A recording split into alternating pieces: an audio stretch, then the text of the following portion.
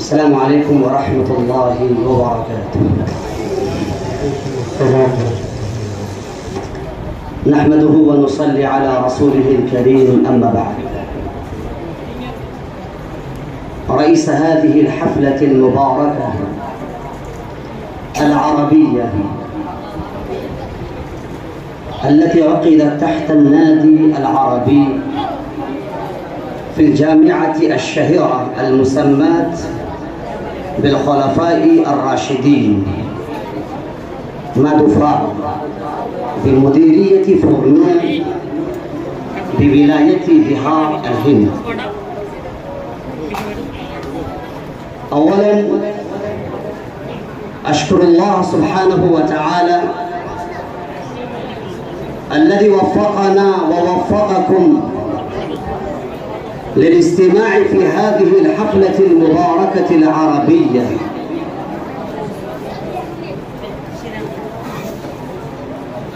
الحفلة التي تنتسب إلى النبي صلى الله عليه وسلم كما بين الأستاذ فاروق الندوي القاسمي. ثانيا أشكر جميع الأساتذة البارزين الممتازين المتفوقين المتفضلين المبجلين الذين بذلوا قصارى جهدهم لإعداد هؤلاء الطلاب الذين ساهموا في هذه الحفلة العربية. إنني أشكر أساتذتي الذين علموني وادبوني وهذبوني، لا سيما الأستاذ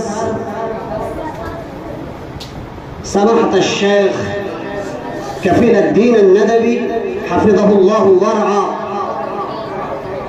والأستاذ البارع الحبيب إلى القلب سماحة الشيخ أنوار الحق الندوي حفظه الله ورعاه. وكذلك أشكر رئيس الشؤون التعليمية لهذه الجامعة الأستاذ ثناء الله القاسمي حفظه الله ورعاه، والأساتذة جمعاء الذين وصلوا الليل بالنهار لإعداد هذا الجيل النجيب الرشيد الذين يريدون أن يعدوا جيلا يرد على أولئك الرادين، أولئك الأعداء الذين لا يزالون يريدون استئصال جذور الإسلام القوية، الذين يريدون تهديم القلعة التي بناها النبي صلى الله عليه وسلم.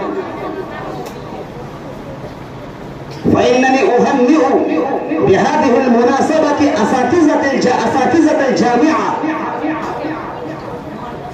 الذين اجتهدوا جدوا واجتهدوا كدوا وسعوا نحو هؤلاء الطلاب.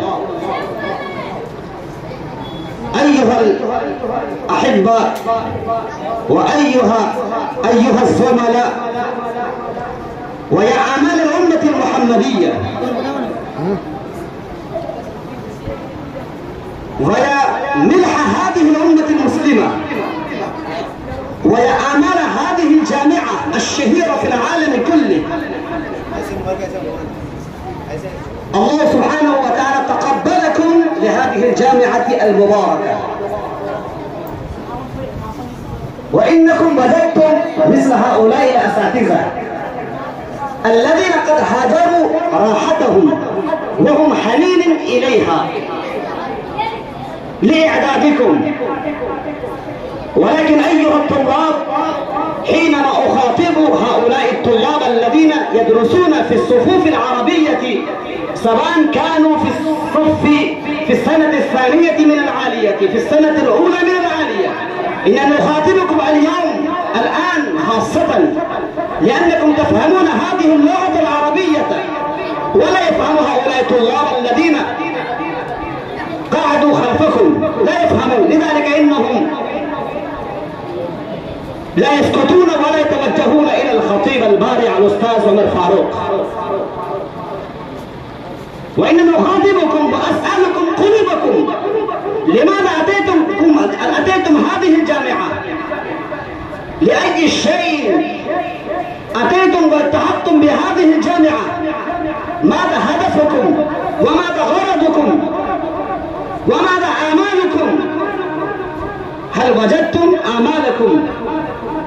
هل وجدتم أحلامكم التي حلم آباؤكم وأمهاتكم؟ كم من الطلاب الذين يجتهدون نحو هذه الجهة المهمة، نحو تحقيق هذه الآمال، نحو تحقيق هذه الأحلام. الأمة في أمس حاجة إليكم أيها الطلاب. الأمة تنادي وتطلب منكم أن تقوموا وتنهضوا وتقيموا هذه الأمة المسلمة المجيدة في الأيام الأخيرة.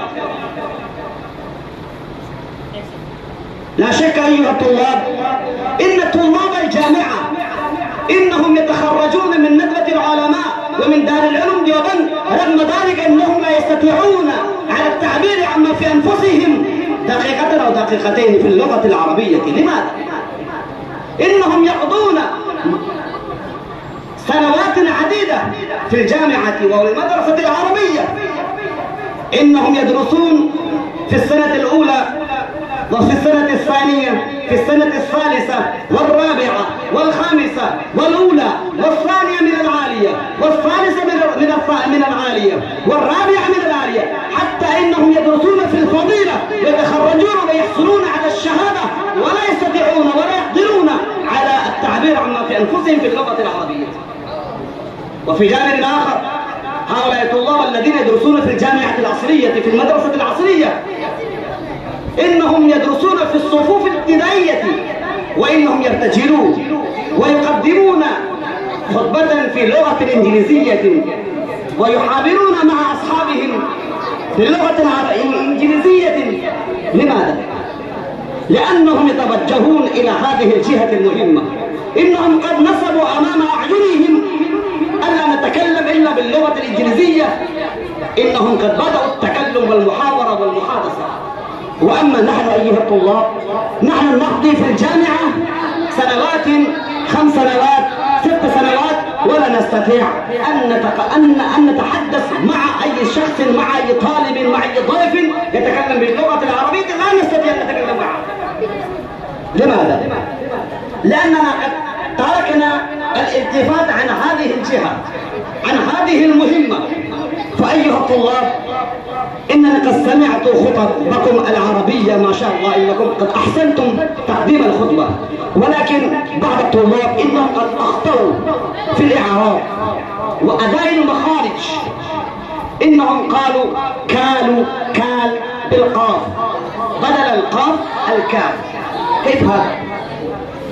وكذلك هناك شركة، لفظ الشركة يستعمل، لا شركة، شركة يستعمل. وكذلك بعض الطلاب إنهم قد